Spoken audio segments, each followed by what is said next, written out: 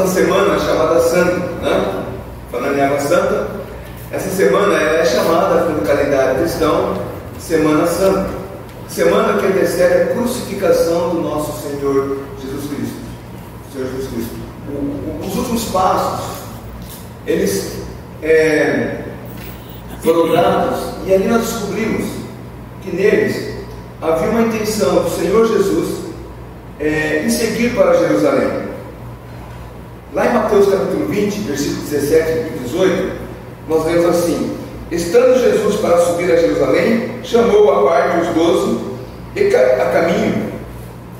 em caminho lhes disse: eis que subimos para Jerusalém, e o Filho do Homem será entregue aos principais sacerdotes e aos escribas, eles o condenarão à morte. Aqui nós notamos primeiramente o fato de que a ação de Jesus em ir para Jerusalém foi uma ação voluntária. Ele não foi levado à força. Pelo contrário, nós vemos também, como acabamos de ver aqui, né? O Filho do Homem será entregue aos principais dos sacerdotes, e ali eles, né, condenarão à morte. Os sacerdotes, os escribas, vão condenar à morte. Qualquer pessoa comum fugiria para uma outra cidade, de preferência para o lado completamente oposto ao do caminho da morte. Jonas, por exemplo, quando Deus o chama para ir a Nínive, ele pegou um barco em direção oposta, né? Lá em Jonas capítulo 1, versículo 2 e 13. Senhor, eu é um povo do coração e não vou lá, vou fugir. Uma pessoa comum, ela não se colocaria em risco para sofrer a morte. Mas sabemos que Jesus, ele não fugiria desse momento. Pelo contrário, numa outra ocasião, lá em João 12, 27, ele declarou que ele veio para esse propósito. Então não faria sentido o Senhor Jesus fugir da cruz. João capítulo 12, versículo 27. Agora está angustiada a minha alma, e que direi eu? Pai, salva-me dessa hora. Mas precisamente com esse propósito vim para esta hora. Então o Senhor Jesus Cristo, ele sabia do que lhe aguardava lá em Jerusalém. E à medida que Jesus segue para Jerusalém, muita coisa aconteceu naquela última semana. Quando nós olhamos o Evangelho, eu contei pelo menos 21 acontecimentos até a crucificação. Houve 21 eventos onde o Senhor Jesus falou ou perguntaram alguma coisa para ele, até chegar à crucificação. Uma pessoa no corredor da morte, e o Senhor Jesus estava, vamos dizer assim, no corredor da morte, embora não estava preso, mas estava indo já a caminho da morte. Mas Estados Unidos, por exemplo, é um país onde existem alguns estados que têm o corredor da morte. Os irmãos talvez já assistiram alguns filmes que falam a respeito. Mas uma pessoa que está no corredor da morte, geralmente ela tem o direito de um único pedido antes da execução. Ela vai passar a última semana da sua vida, e ele fica ali vigiado, guardado, geralmente por 2 guardas. Ele só sai para tomar um pouco de banho de sol, para consultar um advogado, um padre, um psicólogo. E muito próximo da execução, ele recebe a autorização do diretor da prisão, e ali ele pode conversar com a família frente a frente, se a família o quiser, né? E aí ele tem o pedido de um último pedido que geralmente ele faz, que é uma última refeição. Conta a história de um homem que foi levado ao corredor da morte, e quando chegou nesse momento, o diretor do presídio falou: você tem um único pedido, o que você pedir nós vamos atender.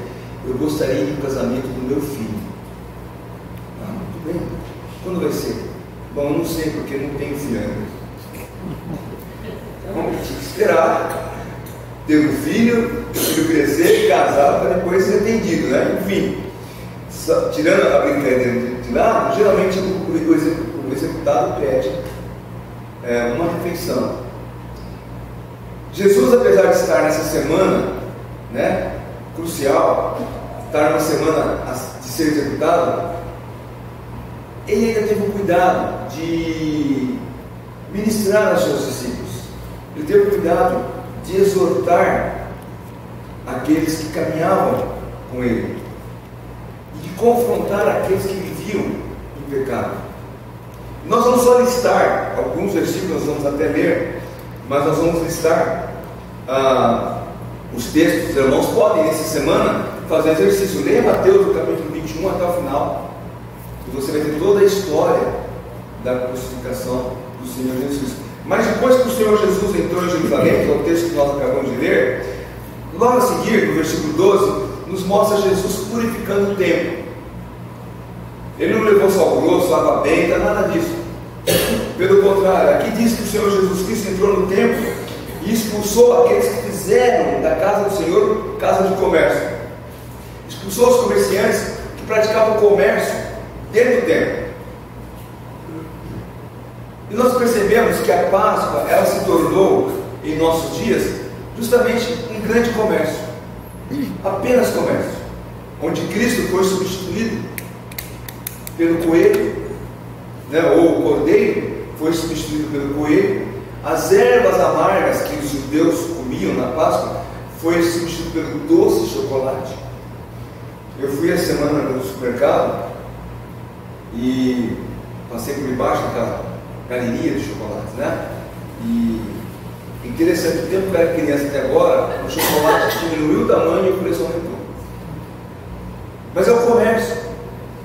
Nós fomos no 25 de março, tempo atrás, e uma loja lá que vende vários enfeites, só tinha o tema da Páscoa, mas o que só tinha? Coelho, só coelho, todos os tamanhos, todo tipo, não tinha nada, não tinha nada em alusão à crucificação do Senhor Jesus Cristo.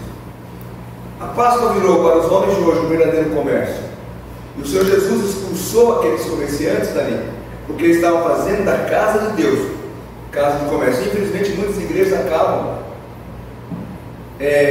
usando o Evangelho como comércio, aonde eles vendem tudo aquilo que lhes interessa, para ganhar dinheiro em cima de pessoas desesperadas, atrás de uma bênção, de uma cura, de um milagre. E aí se cobra quanto for pedido, e eles vão lá buscar uma forma de pagar. Logo a seguir, o Senhor Jesus, o texto continua falando que Jesus, ele cura pessoas, né? Cura pessoas no templo. Versículo 14 e 15 diz: vieram a ele no templo cegos, coxos, e ele os curou. Mas vendo os principais sacerdotes e escribas as maravilhas que Jesus fazia, e os meninos clamando: Hosana ao filho de Davi, indignaram-se e perguntaram-lhe: ouve o que estão dizendo? Respondeu-lhe Jesus: sim, nunca leste da boca de pequeninos e crianças de peito tirasse o perfeito louvor? Deixando-o, saiu da cidade para Betânia, onde pernoitou. Naquele momento, Jesus, caminhando para a morte, ainda teve compaixão, como nós vemos aqui, de cegos, coxos, pessoas enfermas, pessoas doentes, pessoas aleijadas, e Jesus as curou. Muitas pessoas ali curadas, mostrando claramente a compaixão. Aliás, se nós olharmos na crucificação, mesmo na cruz, o Senhor Jesus demonstrou toda a compaixão para com a humanidade. Mas ali, nesse momento aqui, Jesus demonstra compaixão para aquelas pessoas, até mesmo antes da crucificação. Talvez se nós estivéssemos na caminho da nossa própria morte, nós não queríamos ajudar ninguém, estaríamos preocupados. Quando você está com problemas, talvez já passou por isso, você esquece todo mundo ao seu redor, e você até acha que as pessoas têm que olhar para o seu problema, achando que só você tem problema, e você cria então ali uma centralidade em você mesmo. O Senhor Jesus não fez isso. Nessa ocasião, aquelas crianças, admiradas pela cura, começaram a clamar: Hosana ao filho de Davi. E os sacerdotes, todos enciumados, tentaram censurar. Mas o que Jesus disse é da boca dos pequenos que sai o perfeito louvor. Ele cita Salmo 8:2: né? Como ele fala, como está escrito. Então ele cita o Salmo 8:2. Quando nós, né, temos filhos pequenos e nós estamos ensinando eles, né, a palavra de Deus, nós procuramos ensinar ele o perfeito louvor. E creio que todos nós devemos ter esse cuidado. Nós não temos mais filho pequeno, mas nós temos neto. E qual que é o nosso cuidado? Ensinar eles o perfeito louvor. Numa época onde as crianças elas são bombardeadas com informações de internet, nunca uma criança teve acesso a tanta informação como nos dias de hoje. Muitos pais esquecem que o que eles têm que criar no coração dos seus filhos é o verdadeiro louvor a Deus, o temor a Deus, saber quem é Deus, e que essa criança possa crescer conhecendo. Hoje, almoçando com as meninas, eu perguntei para a Duda: Duda, o que é Páscoa? E ela não me decepcionou. Ela falou que é Páscoa. É a crucificação de Jesus. Não falou nada de coelhinho, nada de chocolate. E ela retratou o que é esse período. E nós temos que criar isso em nossos filhos, em nossos netos. Nós não podemos deixar que eles esqueçam da verdade. E o Senhor Jesus aqui aponta: as crianças, elas têm um coração inocente. As crianças, elas percebem a verdade. Continuando, o Senhor Jesus Cristo se retirou, e aí temos o texto da figueira sem fruto. Figueira que não produziu fruto, versículo 18, vai até o versículo 22, e ali o texto diz que Jesus foi até a figueira e não achou fruto ali. E o Senhor Jesus, então, ele amaldiçoou aquela figueira, dizendo que ela nunca mais produza fruto, e diz que a figueira secou. Agora, Jesus, ele estava ali caminhando, sentiu o desejo de comer. Em Marcos, o mesmo texto paralelo, Marcos capítulo 11, versículo 12, diz que ele dá uma informação adicional. Diz que não era época de figos. Quando eu comecei a estudar isso aqui, eu fiquei pensando, eu sempre pensava o seguinte: mas Jesus foi injusto. Como é que ele queria que uma figueira desse fruto numa época que não tivesse fruto? Como é que eu vou exigir algo de alguém que não possa me dar? Santiago, me deu R$1 milhão. Não tem? Então você nunca vai ter dinheiro. Eu posso fazer isso? Não. Mas o que acontece é que, aí, estudando, cheguei a essa conclusão, é que as figueiras, elas produzem um fruto prematuro antes de saírem as folhas, para depois dar o figo. Se uma figueira, na época, o Senhor Jesus foi lá, não tivesse pequenos frutos, o que o agricultor fazia? Falar: essa figueira não vai dar fruto. Ele arrancava essa figueira e tirava, cortava ela, porque ela estaria apenas roubando espaço e tirando energia das outras plantas. Então, quando na época o Senhor Jesus foi lá, ele procurava esses pequenos primeiros frutos para comer. Quando ele viu que não tinha nada, ele falou: essa figueira não vai dar fruto.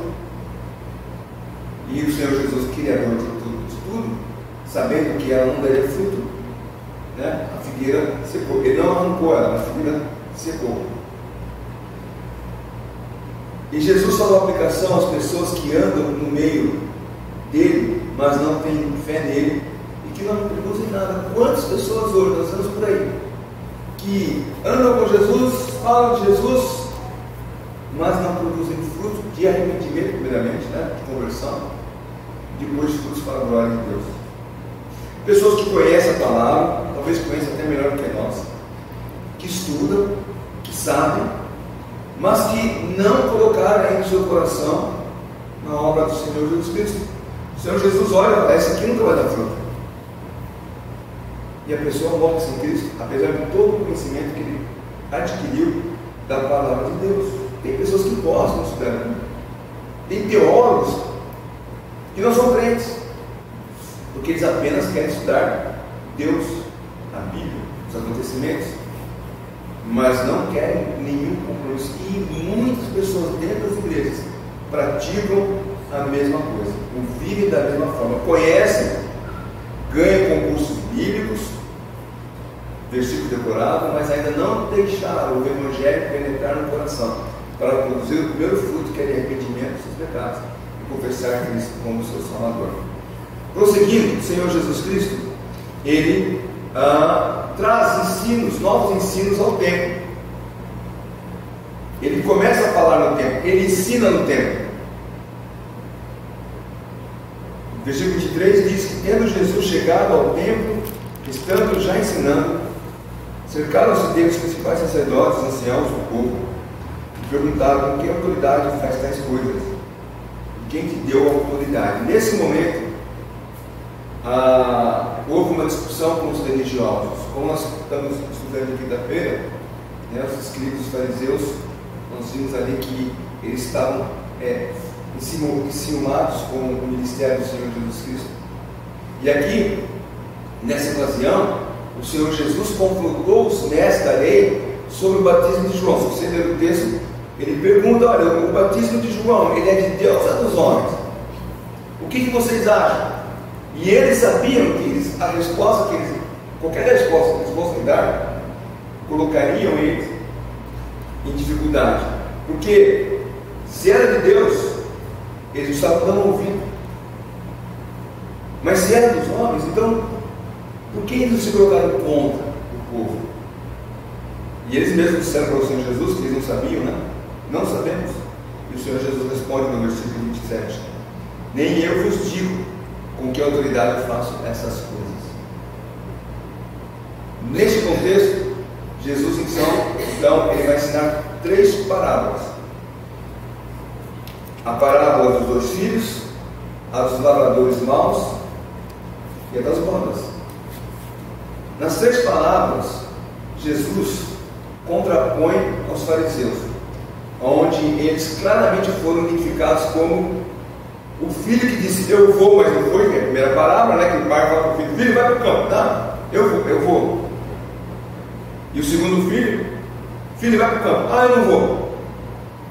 O filho que disse que ia, não foi. E o filho que disse que não ia, esse foi. Os lavradores maus, o Senhor Jesus os compara com eles que mataram os profetas que antecederam ao próprio Senhor Jesus Cristo.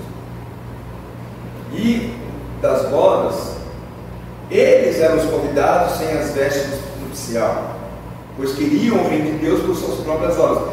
Essa parábola das bodas, ela é interessante, porque quando o Senhor Jesus conta essa parábola, já estamos no capítulo 22 de Mateus, o Senhor Jesus conta essa parábola, ele diz que o dono da festa, ele convida aqueles homens, né? E tinha uma condição para o convite: eles vestissem roupas para a festa, a roupa nupcial. E o Senhor Jesus fala no versículo 12: o dono da festa, vindo para um homem, no versículo 11, não estava com a veste nupcial, pergunta: amigo, como entrasse aqui sem veste? E ele emudeceu. E aí o dono da festa, né, o rei, falou: retira daqui. Por quê? Porque os fariseus, eles queriam o reino de Deus com as suas próprias roupas, com as suas próprias obras. Nós temos que nos despir do velho homem, nos vestir do novo homem para herdar a eternidade. Qual roupa você pode estar usando? Das boas obras, das boas intenções, do conhecimento da palavra de Deus, da obediência às autoridades, de uma religião. Essas vestes não servem. E mais grave ainda, aqui o cidadão pôde entrar na festa aí, né? Ele deu uma olhadinha lá de como estava lá o evento. Na eternidade, nem isso a pessoa vai poder, porque ela não vai estar vestida com as vestes nupcial. E os fariseus entenderam que Jesus está falando deles. Eles eram aqueles homens que queriam entrar no reino com as suas próprias obras. Eles eram aqueles lavradores que mataram os empregados, mataram os filhos e o filho.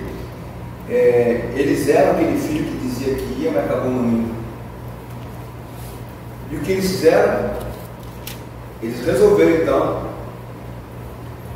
pegar o Senhor Jesus no contrapé. Versículo 22, capítulo 22, versículo 15, quando eles perguntam para o Senhor Jesus a questão do tributo: devemos pagar tributo a César ou não? Essa discussão, ela vai surgir antes da discussão sobre a ressurreição. E essas duas coisas da ressurreição estão no versículo 23 e diante. A primeira coisa, o texto diz, versículo 15, que quem fez a pergunta foram os... eu virei a página mais aqui, 22:15. Os fariseus que perguntaram para ele. E depois, a respeito da ressurreição, foram os saduceus. Agora, note que os fariseus perguntaram a respeito dos tributos. Por quê?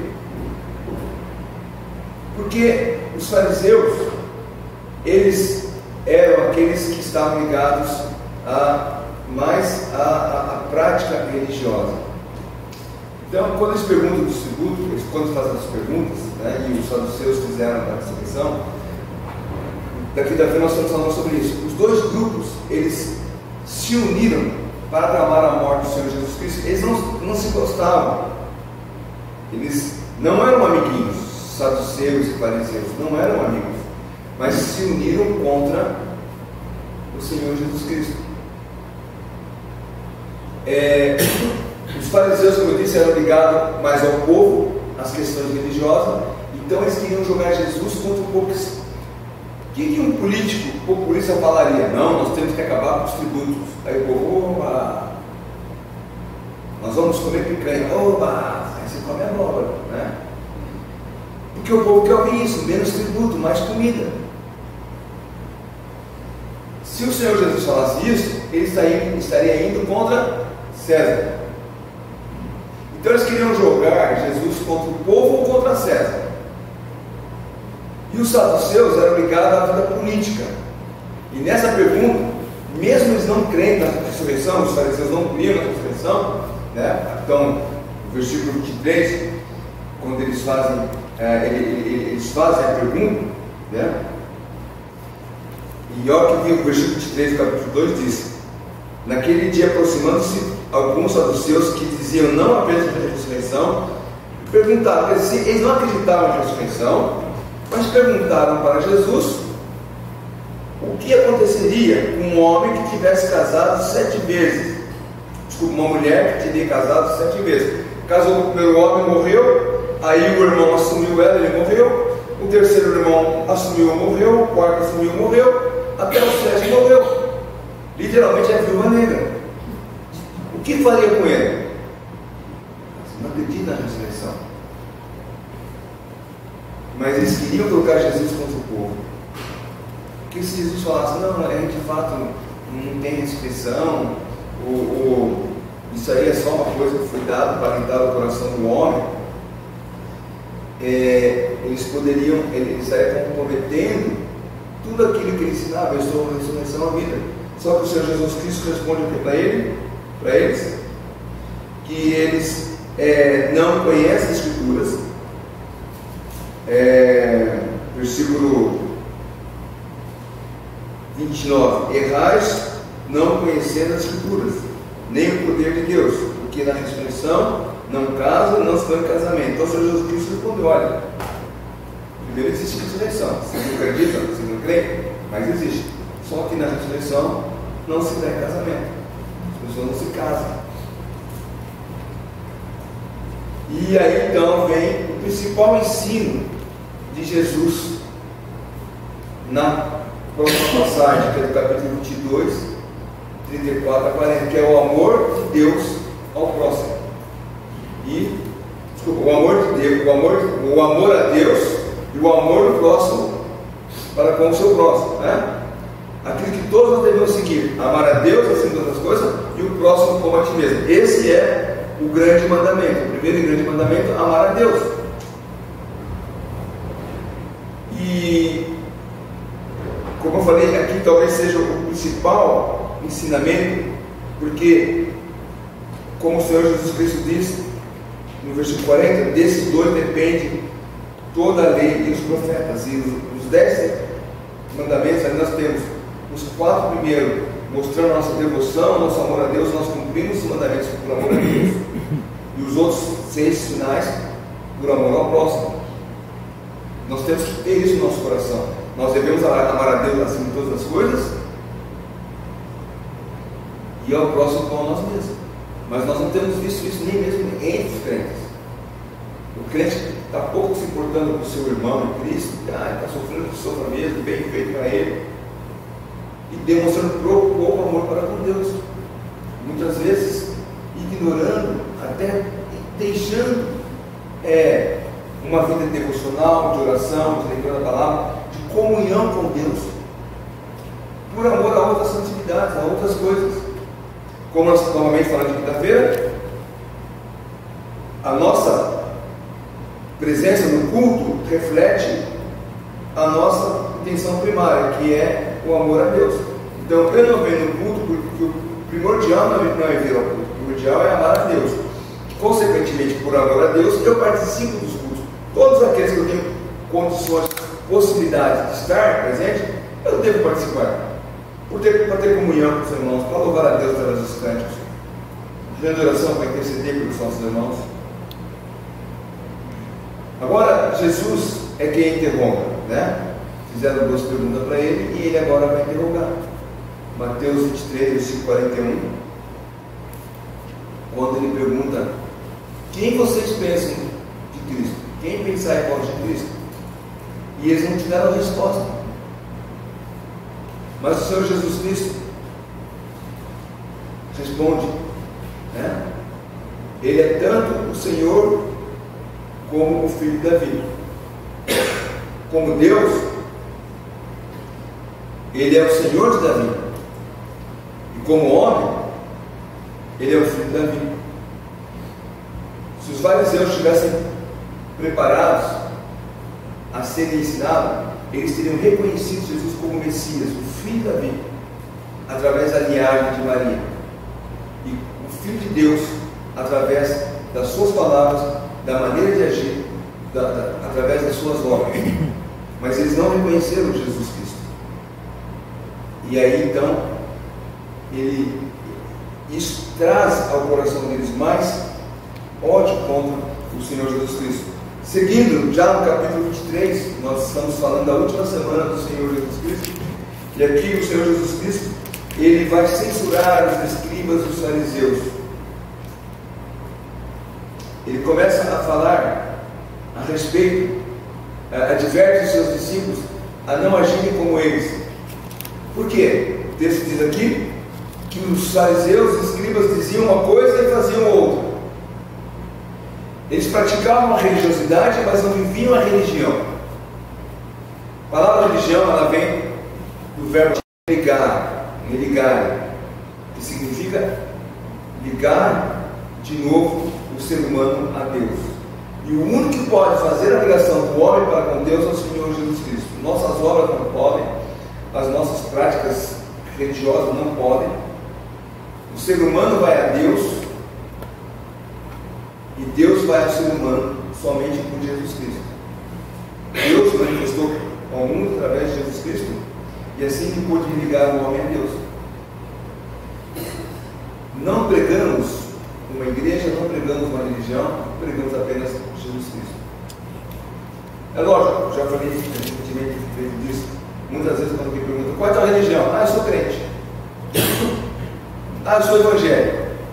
Mas se nós tivermos tempo para explicar para a pessoa o que significa religião, a minha religião é Jesus Cristo. Mas muitos respondem isso para poder sair do compromisso. Olha, a minha religião é Jesus Cristo. Então não vem falar para mim frequentar a igreja, não vem falar para mim participar de uma igreja, não vem falar para mim participar de um culto, porque a minha religião é Jesus, o que interessa é Jesus. Já viu esse tipo de pessoa? O que me interessa é Jesus, mas ela está pouco importando com Jesus. porque ela mesmo está interessada em Jesus. Eu tenho até tatuado agora, Jesus, né? Bem grandão no peito, uma cruz, né? Mas não está nem aí com Jesus. Geralmente pessoas que falam assim, olha, eu não quero saber de igreja, de religião, eu quero saber só de Jesus, é a que menos está interessada em Jesus. Então o Senhor Jesus fala para eles: vocês não devem ser como os fariseus, que dizem uma coisa e fazem outra. Vocês devem ser autênticos, verdadeiros, convertidos ao Evangelho e viver o Evangelho, praticar o Evangelho. O Evangelho é uma prática cristã diária no nosso trabalho, na escola, vizinhança, família. Nós devemos fazer isso. Religião é uma prática semanal. Você vem aqui, participa do culto, vai embora para casa. Você criou a sua prática. Paulo falou que a mãe dela costumava falar, como é que era? Cumprir a minha obrigação. Mas se entendendo que não estava vindo aqui por obrigação religiosa. Mas olha, eu já fui na igreja hoje, agora deixa eu fazer as outras coisas. Eu tenho praticado de manhã a leitura da Bíblia, todos os dias. Eu tenho discipulado para não deixar de ler a Bíblia. Então eu acordo até mais cedo para poder antecipar. Então, se eu tenho algum compromisso, eu acordo mais cedo porque eu leio a Bíblia antes de sair. E manter esse contato da leitura da palavra de Deus, que é importante para nossas vidas. Então, o Senhor Jesus Cristo, os fariseus falavam muito, nós falamos disso na quinta-feira, né? Eu até não coloquei aqui, mas tem para quem não estava presente, mas existe uma história entre os judeus que diz que uma mulher, vou tentar lembrar de cabeça aqui, uma mulher, ela tinha um campo e a lei, né, Moisés diz que você não pode arar o campo com um boi e um jumento, tem que ser um animal só. E depois você não pode arar, semear dois tipos de semente, é uma semente só. Aí ela colheu o milho, ó, parte do milho tem que vir para mim, você não pode colher todo o milho, tem que deixar o milho no campo. Várias restrições. Ela tão penalizada com aquilo, vendeu o campo como 2 ovelhas. Aí, olha, mas é o seguinte, uma ovelha do Senhor, a tosquia é uma parte de Deus. Aí ela resolveu matar as ovelhas. E então a lei, Arão, né, que representa a religião, né, disse: então as 2 ovelhas são minhas. Aí ela sentou, chorou e levou as ovelhas embora. É mais ou menos isso, né? O peso da religião nas costas daquela pessoa. E os fariseus cobravam dos discípulos do Senhor Jesus Cristo o porquê eles comiam com as mãos sem lavar as mãos. Porque ele não conhece a gente no Brasil, né? Quantas vezes está conversando com alguém, está pronto o almoço, senta na mesa e não lava a mão. Porque eles queriam exigir deles aquilo que eles não praticavam. Continuando, o Senhor Jesus Cristo, embora Mateus não registra, Marcos e Lucas vão registrar a oferta da viúva pobre. Não está no texto de Mateus, mas Marcos e Lucas registram a oferta da viúva pobre, onde Jesus ensinou o valor de ofertar ao Senhor por fé e não por obrigação. Tá? Por exemplo, semana que vem, segundo domingo de missões. Nós sou obrigado a ofertar nesse domingo de missões. Não, faça por fé. Com fé a Deus que esse dinheiro vai ser usado para a obra de Deus, para ajudar o irmão que está estudando, seminário, tem família, né? Então é para o Senhor, não é uma obrigação. E o Senhor Jesus Cristo estava ensinando ali o valor de ofertar por fé, dizimar por fé. Depois, voltando a Mateus, ele registra os 8 ais contra os escribas e fariseus. Versículo 23, capítulo 23, versículo 13 a versículo 36.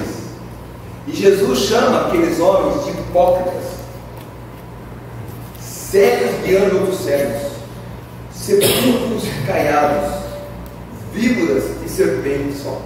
Quantos elogios, né? Hipócritas. Por quê? Porque eles praticavam, eles exigiam dos outros aquilo que eles não praticavam. Guias cegos, porque eles eram cegos, não estavam vendo a verdade sendo revelada para eles.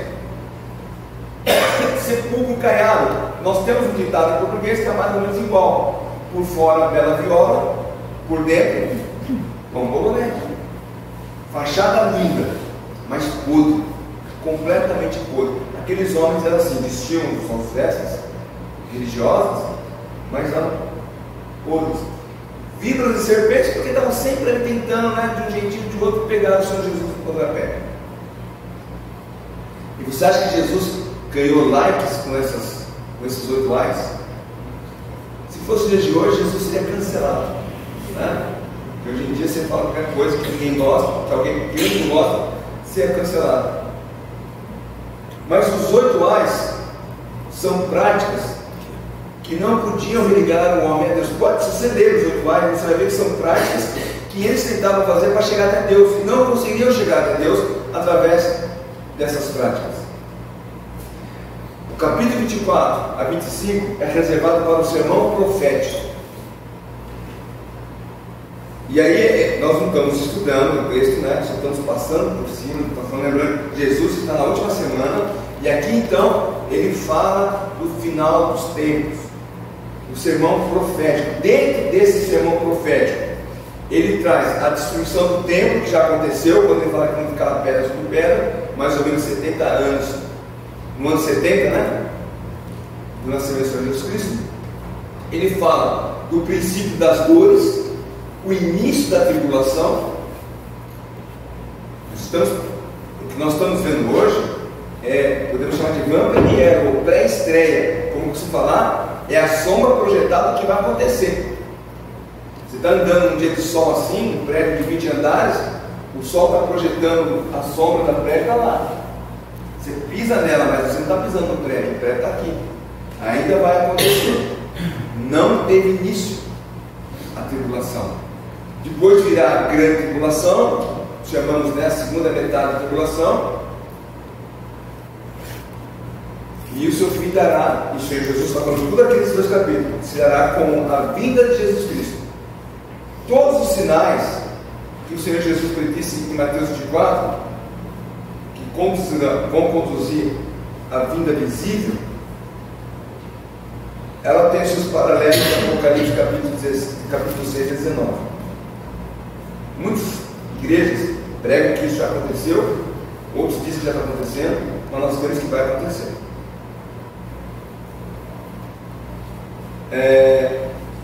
Na ocasião dessas coisas, a igreja não estará aqui. A igreja terá sido arrebatada e será guardada, como Apocalipse 3:10 diz, da hora da aprovação. Nós não estaremos aqui. Isso vai acontecer. Aí ele conta a parábola da figueira estéril e dos servos bom e mau. São 3 parábolas, né, também, novamente. As parábolas da figueira estéril, dos servos bons e mau, bom e mau, das 10 virgens, são 4, das 10 virgens do talento. Novamente, são parábolas que é um alerta quanto para Israel. São parábolas falando para Israel, mas que serve para nós como um alerta na expectativa de que essas coisas podem começar a acontecer a qualquer momento. Nós temos percebido isso. É um sermão profético? Isso está com o futuro, mas que futuro? Amanhã é futuro, 10 dias é futuro, 10 anos é futuro. Então nós devemos prestar atenção nessas coisas. Cabe a nós como crentes, cabe à igreja do Senhor Jesus Cristo prestar atenção nessas coisas. Essa semana eu ouvi uma matéria em que eu já conheci o fato, mas essa matéria foi falada novamente essa semana, onde os cientistas, após a Segunda Guerra Mundial, eles criaram um relógio chamado relógio do juízo final. É lógico que os eventos que apontam para o final eles não calculam os eventos bíblicos, eles calculam aquecimento global, desmatamento, toda essa política, né, ecológica. Mas o que chama a atenção nessa matéria é que esses cientistas, eles dizem que nós estamos a 90 segundos da meia-noite. 90 segundos da meia-noite. Quanto para cada segundo, eles não sabem. Mas ele diz o seguinte, que estamos próximo à meia-noite. E o que nos chama a atenção disso? Mateus 25, versículo Versículo 6. Quando, tardando o noivo, foram todos tomados de sono, mas à meia-noite ouviu-se um grito: eis o noivo, saia ao nosso encontro. À meia-noite o noivo chegará. Meia-noite de onde? Do Brasil, do Japão? Sabemos. Meia-noite significa eminente, né? Momento eminente, assim, que vai acontecer. Eminente não, desculpa, fugiu a palavra. Meia-noite é um horário que se destaca. É a mudança de um dia para o outro. Você já viu aquele meme? 11h59, a pessoa está dizendo uma coisa. Meia-noite, dizendo outra coisa. Muda-se, né? É a meia-noite quando haverá transformação. E nós, como crentes, devemos estar alertas, esperando esse momento chegar. Como eu disse, nós não sabemos o momento, mas devemos estar preparados. O próximo ensino sobre o Senhor Jesus Cristo é sobre o grande julgamento, versículo 31 a 46 do capítulo 25. Aqui se refere ao julgamento das nações. Novamente, nós não vamos entrar nos detalhes, mas quem já fez o curso da missão messiânica, quem participou das conferências proféticas, foi várias vezes falado, inclusive nosso irmão Darcy fez uma apostila sobre os juízos de Deus. E aqui se refere ao julgamento das nações. Não é o tribunal de Cristo, onde os crentes receberão seus galardões. Também não é o grande trono branco, que vai acontecer quando todos os mortos perdidos, vivos, os mortos ressuscitarão e os vivos, antes do milênio, serão sentenciados ao inferno. Lembra que no milênio só vai entrar crente, mas durante o milênio haverá incrédulos. Então, o julgamento que Jesus fala aqui é das nações, dos gentios vivos. Isso vai ser no regresso de Jesus à terra. Se dará no vale de Josafá.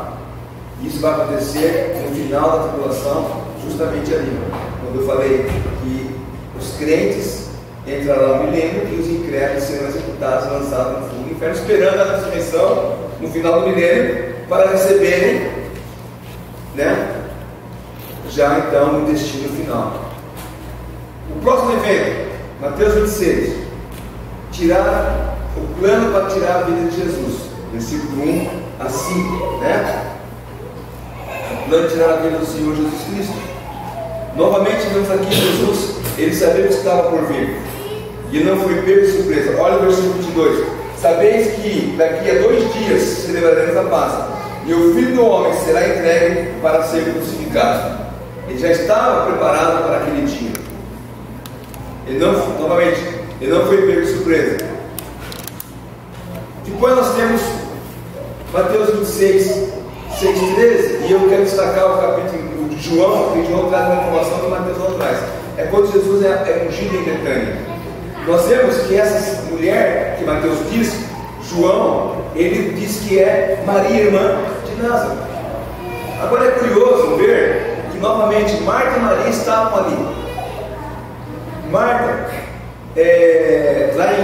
quando o Senhor Jesus, no primeiro evento, quando o Senhor Jesus encontra com Marta e Maria, Marta estava ocupada em atender a casa e Maria interessada em aprender. Agora, dessa vez, e ali o Senhor Jesus repreendeu, né, Marta, Maria ficou melhor. E a gente sempre lembra disso.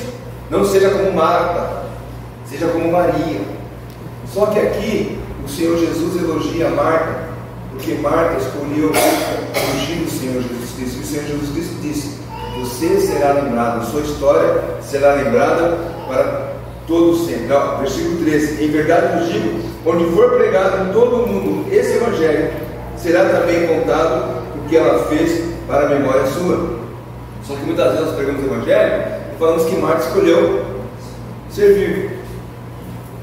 Mas aqui Marta ungiu, porque Jesus sabia que o seu ato, né, de ungir estava preparando para a crucificação.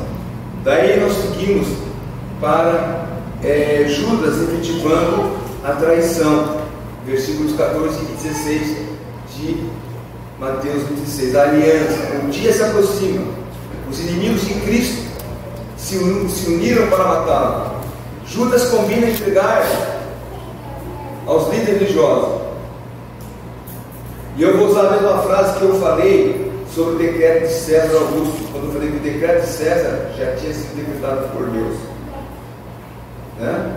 Aqui eu posso dizer que a trama da traição foi tramada por Deus. Deus já havia preparado.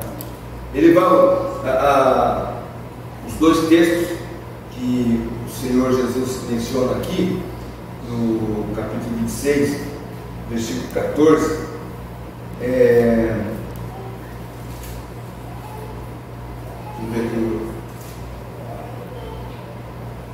não é em Mateus, no outro, no texto paralelo fala que, como está escrito, ele está mencionando o Salmo 41:9 e Zacarias 11:12, que ele seria entregue na mão. O Zacarias 11:12 fala do valor das 30 moedas, e o Salmo 49 fala que comia no mesmo prato, era o seu inimigo. Finalmente chega a ser instituída, Mateus 26:30. Esse é um ato em memória de Cristo, onde a igreja praticará até o dia do arrebatamento dela. Nós fizemos isso, não fizemos hoje, porque faremos semana que vem, mas nós lembramos da obra de Cristo através da ceia do Senhor. A seguir, versículo 31 e 35, Pedro é alertado da traição, e sabemos como isso doeu o coração, o peito de Pedro, que ele chora amargamente, versículo 75 de Mateus. E é interessante que nós sempre brincamos, quantas vezes Pedro negou antes que o cara cantasse 3 vezes? Aí a gente fala, né? Brinca assim, fazendo alusão que o cara cantou 3 vezes. Mas Marcos diz que o galo cantou 2 vezes. Depois deu parar, essa vez. Fala que o galo ia cantar 2 vezes. Mas Pedro foi alertado da traição. E aí Jesus vai ao jardim, versículo 36 a 46. E o que deixava Jesus angustiado nesse ponto, o que deixava Jesus angustiado ao ponto de pedir, Pai, se possível, paz de mim esse cálice, era a expectativa de ter que suportar o peso da ira de Deus. Ao carregar o pecado do seu povo sobre si, aquele que nunca havia pecado, conforme nós lemos em 2 Coríntios 5:21, levou sobre si os nossos pecados. Embora Jesus tivesse pedido para Deus, se possível, afastar dele o cálice, também declara o compromisso de fazer a vontade de Deus, mas seja feita a tua vontade. Ou seja, Jesus, ele declara o compromisso primário, que é a vontade de Deus. Ele sabia que não era possível. Jesus foi preso, termina o capítulo 26 dizendo, e aqui começa então a peregrinação que Jesus passa pelo Sinédrio. Tem a Assembleia Judeu, a Assembleia de Anciãos da classe dominante. Eles tinham diversas funções políticas, religiosas, legislativas, educacionais. Passa por Pilatos, por Herodes, volta a Pilatos novamente e finalmente entrega ao povo. E aqui temos as últimas horas de Jesus Cristo. E Deus permitir, na semana que vem, nós vamos meditar sobre essas últimas horas. Agora, uma curiosidade para terminar. O site da OAB do Espírito Santo, um site chamado Jus Brasil, talvez você até tenha acessado ele, e um outro site chamado Como Justo, eles trazem matérias com títulos mais ou menos assim: o julgamento de Jesus foi o maior judiciário da história. Os 3 sites, não é um site que copiou o outro, não, foram 3 artigos falando de como que o julgamento de Jesus foi um erro jurídico. E esses homens, então, eles como juristas, vão ali especificar que estava errado. A gente sabe que um juiz, quando quer condenar, ele condena inocente, e quando quer soldar, solda bandido. E eles queriam condenar, mas não porque eles queriam, Deus havia determinado. Jesus vai ser morto na cruz e vai ser levado a julgamento. Nós vamos ver a semana que vem falar sobre isso. E novamente usando a frase sobre César Augusto e Judas, a decisão de crucificar Jesus já havia sido dada por Deus na eternidade. porque Ele tinha um propósito na nossa vida. Semana que vem nós vamos falar sobre isso. Amém? Amém. Deus abençoe que essa semana você possa meditar muito a respeito. Como eu disse, leia, e não é coincidência, eu sei que Deus não trabalha com coincidência, mas na minha leitura, eu estou lendo a Bíblia cronológica, e é justamente essa semana está falando desse período da crucificação de Cristo. E é interessante. Eu falei que o Galo canta 2 vezes em Marcos, é porque na cronologia em Mateus pode seguir em Marcos, e Marcos chama a atenção disso aí. Então leia durante a semana. Não faça como alguns, né? Eu vou assistir um filme da Paixão de Cristo, é mais rápido. Quem assiste Todo Mundo Odeia o Cristo sabe que ele tinha um trabalho de escola que era falar sobre o homem invisível. Aí ele resolveu assistir o filme. E o filme não tem nada a ver com o livro, né? E ele foi reprovado nesse trabalho. Não faça isso. Leia a tua Bíblia. Se tiver a oportunidade de assistir um filme sobre a Paixão de Cristo, tá bom, né? Mas leia e glorifique a Deus pela obra maravilhosa que Deus realizou através de Jesus Cristo para a sua vida, para a minha vida. Amém? Amém.